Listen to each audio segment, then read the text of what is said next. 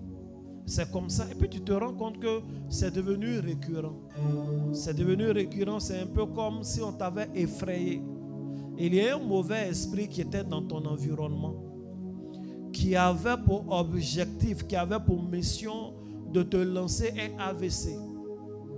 Et la chose même te passe toi-même dans ta tête. J'espère que ce n'est pas AVC. Non, ce n'est pas comme ça. Tu discutes avec toi-même. Mais en fait, ce n'est pas un AVC naturel. Ça n'a rien à voir avec l'alimentation ou un manque de sport. Mais ça a à voir avec un sortilège de la sorcellerie pour te tuer. C'est vraiment ça. Te tuer, ce n'est pas pour t'empêcher de réussir et autres. Mais pendant que nous étions en train de prier, la puissance de la mort s'est éloignée de toi. Amen. La puissance de la mort s'est éloignée de toi. Amen. J'ai vu comme de grosses mouches noires être éparpillées. Et Dieu m'a dit, l'odeur de la mort a changé de camp. Amen. L'odeur de la mort a changé de camp. Amen. L'odeur de la mort a changé de camp. Amen. L'odeur de la mort a changé de camp. Amen. L'odeur de la mort a changé de camp. Amen. Je vois quelqu'un qui vient d'être délivré de la mort. Oh yes. Je vois comme une tombe. La tombe a été détruite. Je regarde à l'intérieur, je ne vois personne. Et le Saint-Esprit me dit, la personne qui était vient d'être délivrée. Amen. La personne qui était vient d'être délivrée. Merci. Et tout est en pièces. Toute la tombe est détruite. Le seul truc que j'arrive à vraiment voir, je vois que son nom était écrit, mais c'est gâté. Tout est détruit. C'est un nom que je vois qui commence par Z. Le nom qui était écrit sur cette tombe avant destruction est un nom de famille qui commence par Z. En tout cas, un nom qui commence par Z. C'est ce que je vois. Le Seigneur me dit de te dire que tu es libéré. Amen. Tu n'as pas mal fait d'être là en ce moment. Tu n'as pas mal fait de tomber sur cette portion. Merci Jésus. Nous allons avancer. Que Dieu te bénisse. Amen. Que la main de Dieu soit sur la vie de tout le monde. Amen. Que la vie de Christ abonde en toi. Amen. Bien-aimé, tu vas prier pour un deuxième sujet. Tu vas dire à Dieu de te remplir de sa vie. Que tout lieu qui a été libéré par la mort dans ta vie, que ce lieu-là soit remplacé par la vie. Amen. Tu vas dire que la vie de Christ soit déversée en toi. Prie ainsi le Seigneur. Prie le Seigneur. Prie Jésus. Bien-aimé, la même force, le même zèle que tu as pris pour chasser la mort, prends la même force, le même zèle et appelle la vie. Appelle la vie. La mort a échoué. J'appelle la vie de ma famille. J'appelle la vie. La mort a échoué. J'appelle la vie. Au nom puissant de Jésus-Christ de Nazareth. Que mon atmosphère soit J'appelle la vie. Je réclame la vie. Au nom puissant de Jésus-Christ. L'ange de vie. J'appelle qu'il prenne racine. transporte la vie. Je déclare forme. Que je suis la vie. Que la vie déclare s'installe. Que la que vie ma s'installe. vie. J'appelle la vie. J'appelle la vie. La vie en abondance dans ma vie. La bariaco, beria shakata. Qu'elle soit remplie par Le baraka, La ta vie installée dans ma vie. que les Masi vêtements paradove. soient Idala remplacés boria par les patali vêtements shababa. par des Rakata vêtements bababo saints. seketepo. Au nom de Li Jésus. parababo seketepo. Les shakabariakova. J'appelle la vie La mort s'en en aille. abondance Que la vie dans s'installe. Qu'elle mon vienne. corps. J'appelle la Qu'elle vie. s'installe. Masi karabaliaka. J'appelle la vie. La vie, la vie, la vie. La vie, la vie. Masakarabali shakata. Et je déclare que j'ai la vie. Je déclare que j'ai la vie. Je déclare que j'ai la vie. J'ai la vie. J'ai la prospérité. J'ai la vie. J'ai la prospérité. J'ai la vie. J'ai l'abondance. Nom puissant de Jésus. Il y a de l'élévation, de la vie, il y a de la Chakaba. prospérité. Nous sommes exaucés au nom de Jésus. Amen. Amen. Bien-aimé, je prie pour toi maintenant. Yes. Père, Dieu des vivants, Je prie pour nous tous nos vies. Je prie pour la vie de tes fils, pour la vie de tes filles. Que tout ce qui est trace de la mort, intention de mort, esprit de mort prématuré, programmation de la mort, que ces choses s'éloignent de leur vie au nom de Jésus. Amen.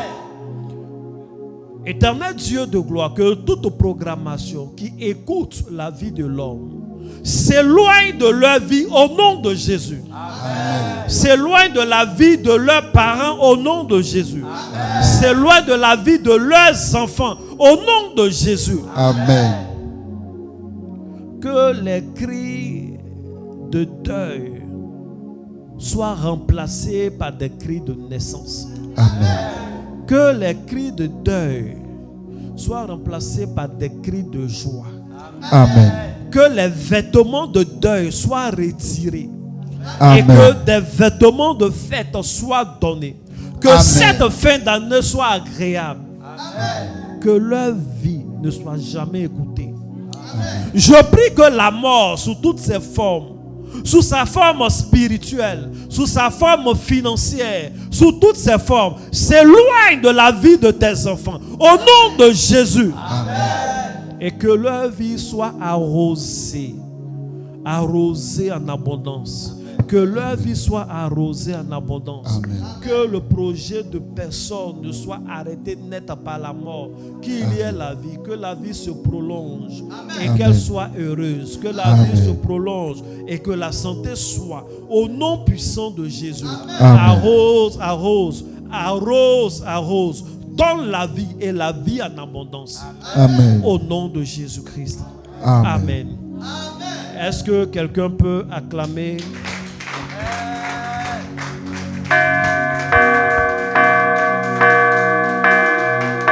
Que Dieu te bénisse. Nous venons de finir ce moment-là. Amen. Demain, nous allons prier encore. Il faut répéter avec moi: je ne mourrai pas. Je ne mourrai pas. Je vivrai. Je vivrai. Et je raconterai les œuvres de l'Éternel. Et je raconterai les œuvres de l'Éternel. Je ne mourrai pas. Je ne mourrai pas. Je vivrai. Je vivrai. Et je raconterai les œuvres de l'Éternel. Et je raconterai les œuvres de l'Éternel. Je ne mourrai pas. Je ne mourrai pas. Je vivrai. Je vivrai. Et je raconterai les œuvres de l'Éternel. Et je raconterai les œuvres de l'Éternel. Je ne mourrai pas. Je ne mourrai pas. Je vivrai. Je vivrai. Et je raconterai les œuvres de l'Éternel. Et je raconterai les œuvres de l'Éternel. C'est le psaume 118 que nous lisons, le verset 17 que nous venons de répéter. Demain, toute la journée dans tes prières, il faut prier, il faut maintenir ta victoire contre tout esprit de mort. C'est un ennemi de la destinée. Et comment on appelle, il faut t'entretenir avec ce verset 17 là. Demain, nous allons parler d'un autre ennemi de la destinée. Mais avant qu'on engage cet ennemi-là, je vous promets de donner un secret qui fonctionne très bien contre la mort prématurée sous toutes ses formes. Donc, il va falloir être là demain. Que Dieu vous bénisse abondamment. Que la main de Dieu soit sur votre vie. Que Dieu vous donne longue vie. Amen. Que Dieu te donne longue vie. Amen. Une belle vieillesse. Amen. Longue et heureuse vie. Amen. Au nom de Jésus. Amen. Et puis, on a fini. Je veux encore exhorter les personnes. N'hésitez pas et puis n'attendez pas à la fin du jeûne. Venez déposer les vivres comme on a l'habitude de le faire. Les sacs de riz, des bouteilles d'eau. Il ne faut pas attendre à la fin. C'est maintenant même que c'est sacrificiel. Il faut le faire. Tu peux prendre 25 kilos, 50 kilos, 100 kilos, du sucre, de l'huile, des choses comme ça vient. C'est ça aussi le jeûne. Et j'insiste, que Dieu vous bénisse. Et que la main, il y a des gens qui ont envoyé l'eau, c'est votre eau qu'on boit. Les hommes de Dieu sont ici. Il y a les moments de prière que vous voyez qui sont devant la caméra. Mais quand on finit, il y a la prière. On est là, on demeure, on prie et on boit beaucoup d'eau. Comme on mange pas, on boit beaucoup d'eau. Que Dieu te bénisse. Et ici était un bon hôtel pour être béni. Donc que Dieu te bénisse. Tous ceux qui sont à l'étranger, qui veulent donner des paniers de fruits, donner des sacs de riz, ne savent pas comment faire, mais appelez sur le numéro qu'on met dans le groupe, on organise. Hier, j'ai reçu le panier de quelqu'un qui est à Dakar. Vous voyez, ça a été organisé, le panier a été constitué, ça a été déposé au niveau de l'hôtel. J'ai prié pour elle. Tu peux le faire, la distance n'est pas un problème. Que Dieu te bénisse. Shalom, à demain.